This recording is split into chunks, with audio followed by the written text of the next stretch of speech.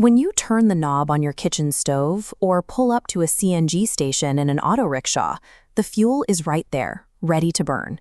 It feels like a permanent domestic fixture. But that steady blue flame is an illusion. To keep those stoves lit and those engines running, India relies on a massive, highly vulnerable tether to foreign nations thousands of miles away. To prevent the entire country from grinding to a dead halt, we rely on a fleet of these, a continuous, invisible maritime operation churning through the deep ocean.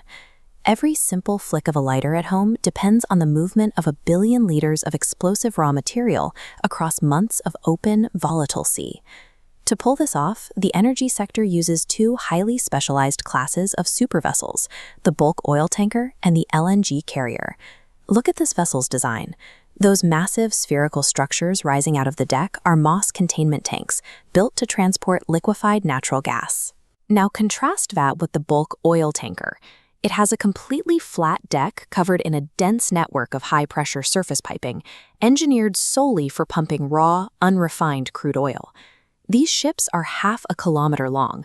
The hull extends downward the equivalent of a 20-story building beneath the waves. This immense void allows a single ship to carry up to 1 billion liters, enough to flood dozens of massive sports stadiums. These leviathans take up to 6 months to complete a voyage.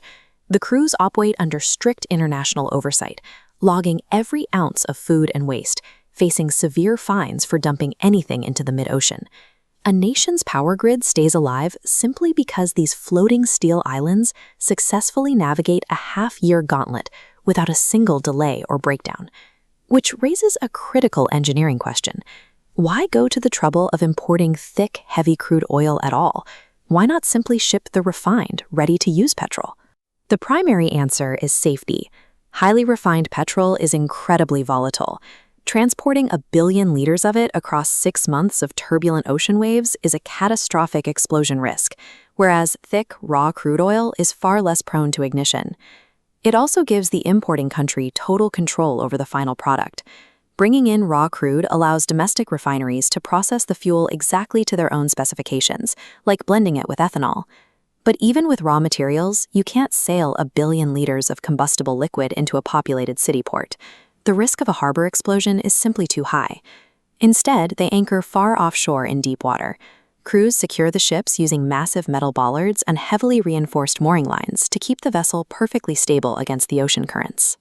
Once stabilized, workers attach thick, high-pressure nozzles directly to the deck piping, forcefully pumping the raw liquid out of the ship's massive belly and into isolated underwater pipelines. Every single drop of foreign fuel enters the country this way, kept raw to survive the journey, and offloaded miles away from civilization to keep any potential explosion far from residential streets. From those coastal depots, the liquid is forced into a vast subterranean network of heavy steel pipelines, pushing deep inland. The crude oil flows directly into industrial refineries. Inside these towering distillation columns, the thick sludge is subjected to extreme heat to separate its components. That single black sludge is systematically fractured into the distinct liquids we use every day: diesel for trucks, petrol for cars, and kerosene for aviation. Meanwhile, the natural gas undergoes its own extreme physical transformations. On the ship, it arrives supercooled into a liquid known as LNG. Once it hits the domestic pipeline grid, it expands back into a gas state and is transported across the country as PNG, or piped natural gas. Finally, it is compressed into portable, high-pressure containers, reaching the consumer as CNG for auto rickshaws, or these familiar red LPG cylinders for household kitchens.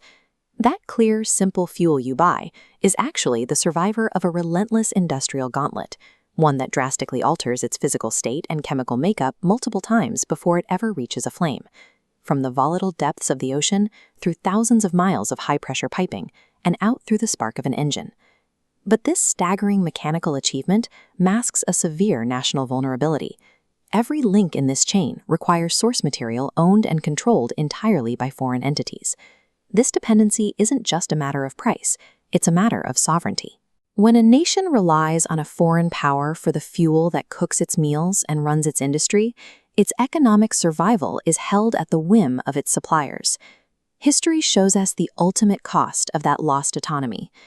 These marks at Jallianwala Bagh are a physical record of what happens when a foreign power's control is prioritized over local lives, a reminder that a nation's safety is only as strong as its independence. The everyday convenience of a domestic gas cylinder is a triumph of human engineering, but it comes with a strict condition. It is a fragile lifeline, purchased at the high cost of total global dependency.